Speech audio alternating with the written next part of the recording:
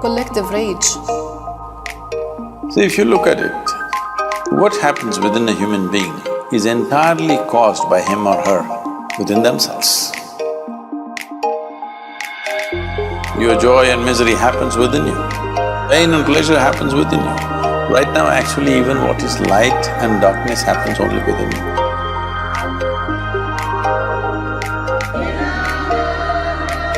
Because what is light for you is darkness for some other creature. This is all the way it is happening within us, or in other words, the very basis of your experience is within you. When the very basis of experience is within you, should you not determine what is the nature of your experience? If you did determine what is the nature of your experience, would you make it pleasant or unpleasant for yourself? Definitely pleasant. If there is a choice right now within you, either to be blissful or stressful or miserable, what's your choice? Definitely to be blissful. So this ability to exercise this choice is something that we have not spread across in the society. We have not brought this into our children's lives. We have not made this a part of our education, that the most important thing for a human being is that you are a wonderful human being. If you are a wonderful human being, when you are feeling wonderful within yourself, you naturally do wonderful things to everybody. When you are feeling horrible within yourself, you will do horrible things to other people.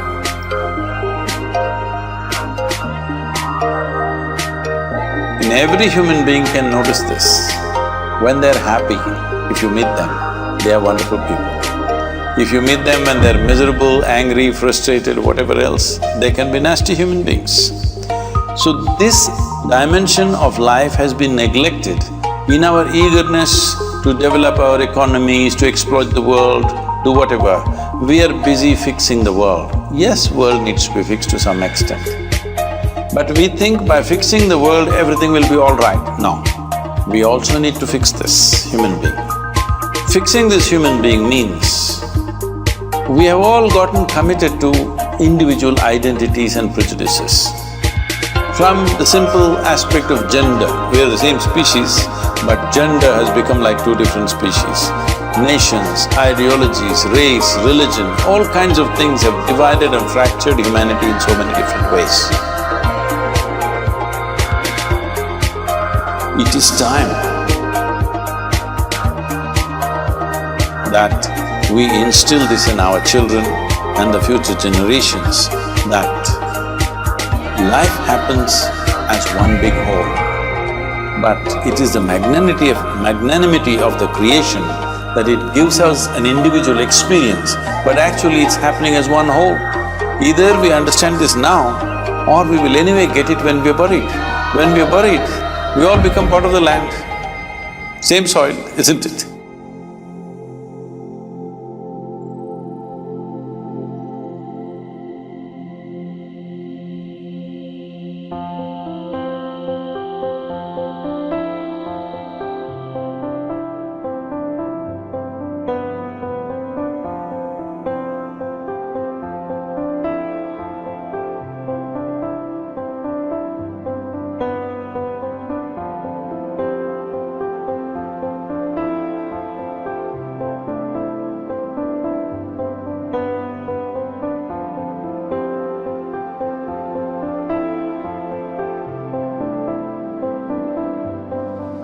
What I would call a really swinging human being is a person who lives on two levels at once. He's able to live on the level of being his ordinary ego, his everyday personality, and play his role in life and observe all the rules and so on that go with that.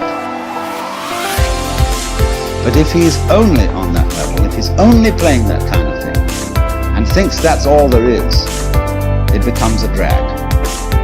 He starts being the kind of person who feels that he's just got to go on surviving. See? It's terribly important to go on surviving, live. And he works at that. And his children learn the same attitude from him. And they, he says, well, I've got to survive because I've got all these children, I've got to support, and so on and so on. And then they take the same attitude. They breed up children, they feel compulsive about supporting them, because they've got to go on. And so nobody really has any fun. It's just, we've got to make this thing, you see? And you don't have to. We have a whole system of preparation of the child for life, which always is preparation and never actually gets there. In other words, we have a system of schooling which starts with grades. And we get this little creature into the thing with a kind of, come on, kitty, kitty, kitty. And we always preparing for something that's going to happen. So you go into nursery school as preparation for kindergarten. You go to kindergarten as preparation for first grade. And then you go up the grades till you get to high school. And then comes a time when maybe if we can get you fascinated enough with the system, you go to college. And then when you go to college, if you're smart, you get into graduate school and stay a perpetual student and go back to be a professor and just go round and round in the system. But in the ordinary way, they don't encourage quite that. They want you after graduate school or after graduation, commencement as it's called, beginning to get out into the world with a capital W.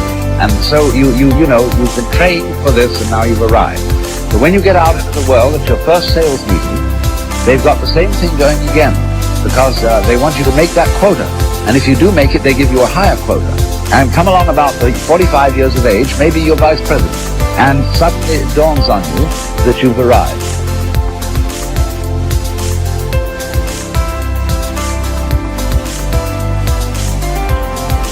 With a certain sense of having been cheated, because it is just the same as life feels the same as it always felt. And you are conditioned to be in desperate need of the future. So the final goal that this culture prepares for us is called retirement, when you will be a senior citizen and you will have the wealth and the leisure to do what you've always wanted, but you will at the same time have impotence, a rotten prostate, and false teeth, and no energy. So the whole thing, from beginning to end, is a hoax.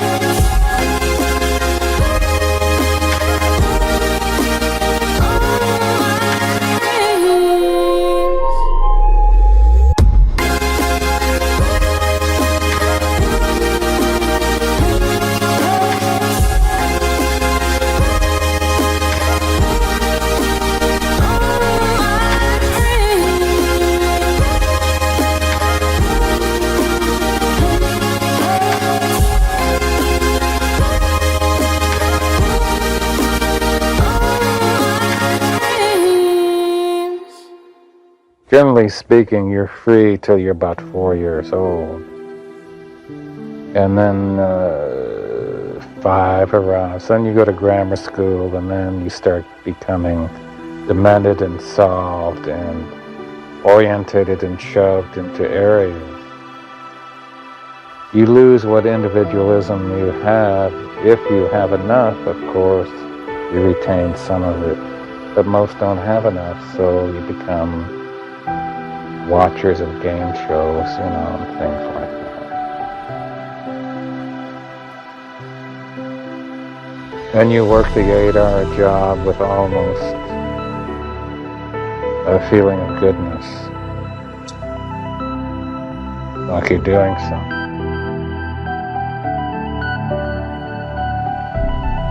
You get married like marriage is a victory.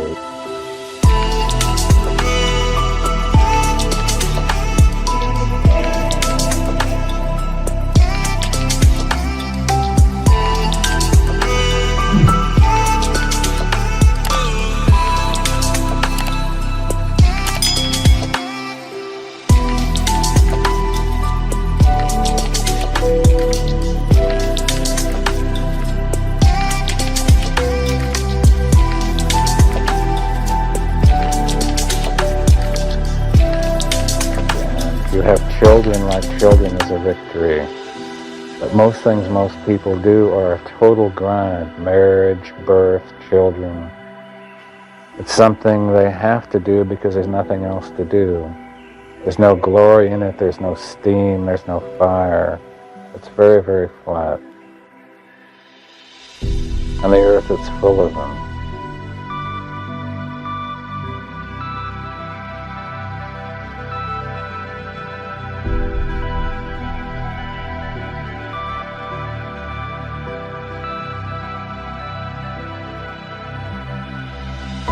Sorry, but that's the way I see it.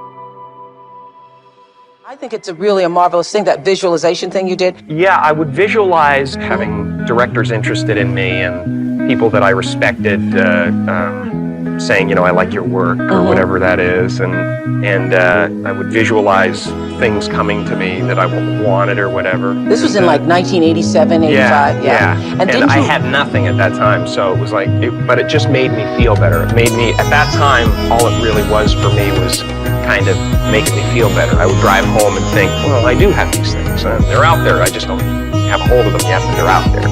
So didn't you write yourself a check? I heard that you did. Is that true? I wrote myself a check for $10 million for acting services rendered, and I gave myself 5 years, or 3 years maybe. And I dated it Thanksgiving 1995. And I put it in my wallet, and I kept it there, and it deteriorated and stuff. But then, just before Thanksgiving 1995, I found out that I was going to make $10 million on, I think it was Dumb and Dumber. Dumb and Dumber, yeah.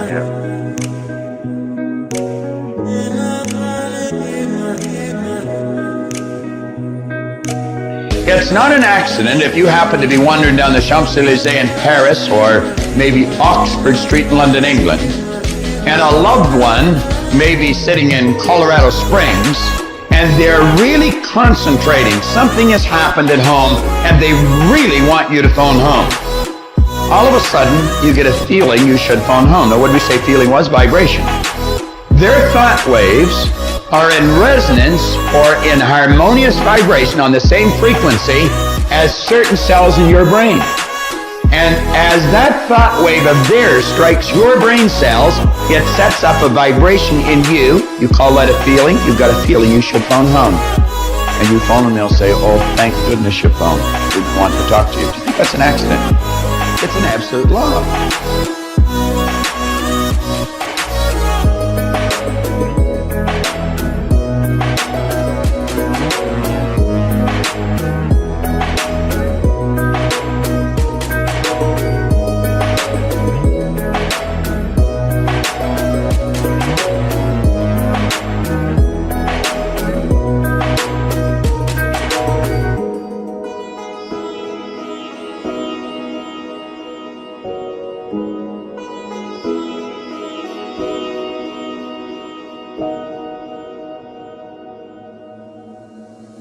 If you only care enough for a result, you will almost certainly attain it. If you wish to be rich, you will be rich. If you wish to be learned, you will be learned. If you wish to be good, you will be good. Only you must then really wish these things, and wish them exclusively, and not wish at the same time 100 other incompatible things just as strongly. In the Bible you read, in Mark 9:23, if thou canst believe, all things are possible to him that believeth. Dr. Norman Vincent Peale said this is one of the greatest laws in the universe. Fervently do I wish I had discovered it as a very young man. It dawned upon me much later in life, and I found it to be one of the greatest, if not my greatest discovery outside of my relationship to God. The great law, briefly and simply stated, is that if you think in negative terms, you will get negative results. If you think in positive terms, you will achieve positive results. That is the simple fact, which is at the basis of an astonishing law of prosperity and success. In 3 words, believe and succeed. William Shakespeare put it this way: our doubts are traitors and make us lose the good we oft might win by fearing to attempt. George Bernard Shaw said, people are always blaming their circumstances for what they are. I don't believe in circumstances. The people who get on in this world are the people who get up and look for the circumstances they want, and if they can't find them, make them. Well, it's pretty apparent, isn't it? And every person who discovered this for a while believed that he was the first one to work it out. We become what we think about. Now, it stands to reason that a person who's thinking about a concrete and worthwhile goal is going to reach it, because that's what he's thinking about. And we become what we think about. Conversely, the man who has no goal, who doesn't know where he's going, and whose thoughts must therefore be thoughts of confusion and anxiety and fear and worry, becomes what he thinks about.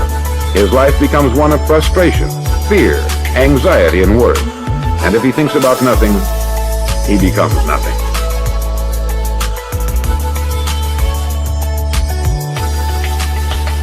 What we believe determines what we make true.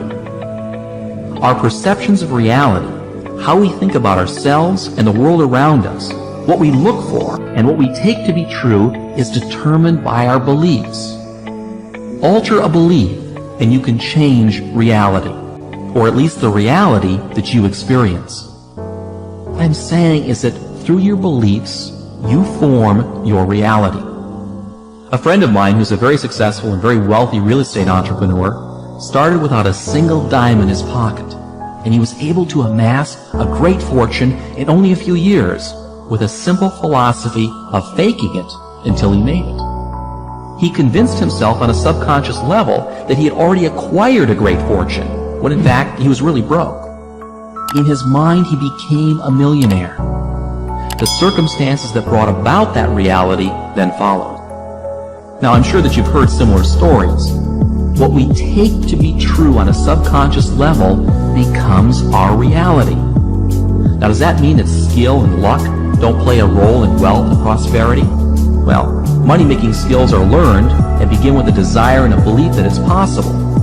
Remember, what we believe is based on our perceptions, and what we perceive depends upon what we look for. And what we look for depends upon what we think.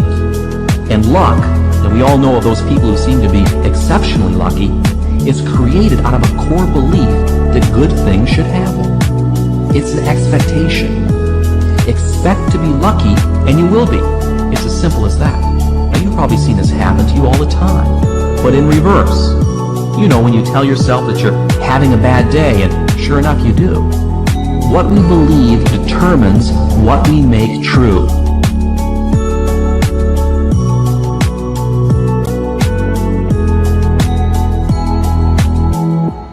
The next thought that the Tao teaches us to change.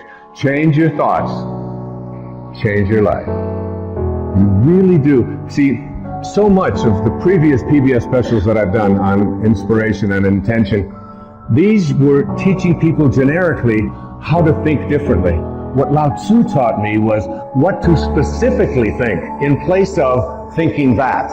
Instead of thinking that I don't trust my nature, he said, trust your nature. Instead of saying, I need more, he said, you need less. More is less. That comes right out of the Tao. Next thought.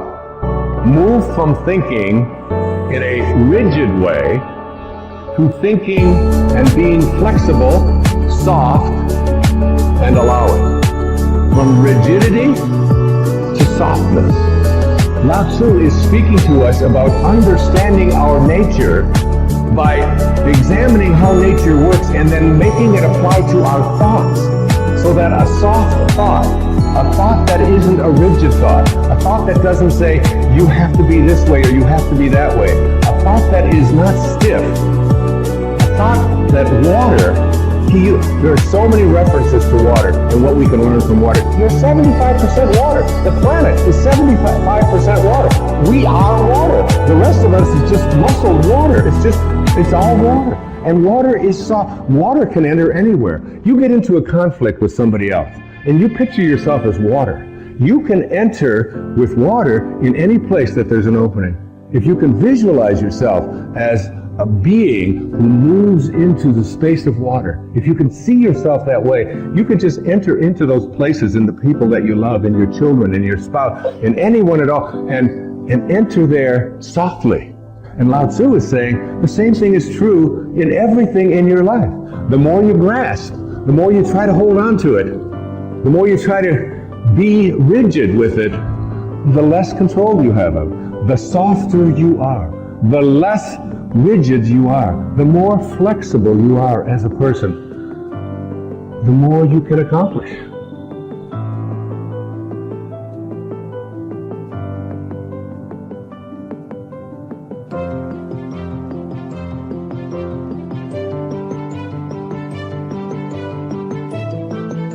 This is what it is, okay? I said, empty your mind, be formless, shapeless, like water. Now you put water into a cup, it becomes the cup. You put water into a bottle, it becomes the bottle. You put it in a teapot, it becomes the teapot. Now water can flow, or it can crash. Be water, my friend.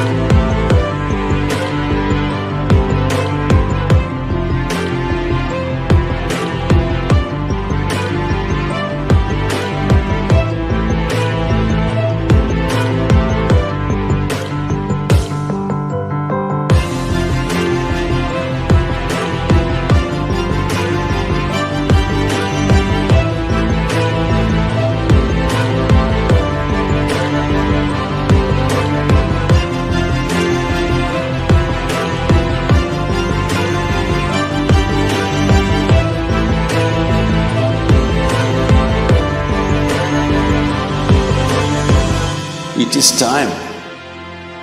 What we believe determines what we make true. It's an absolute law. I would visualize. Move from thinking in a rigid way to thinking and being flexible, soft, and allowing. Be water, my friend. I do have these things. They're out there. I just don't have a hold of them yet. The more flexible you are as a person, the more he could accomplish. We instill this in our children and the future generations.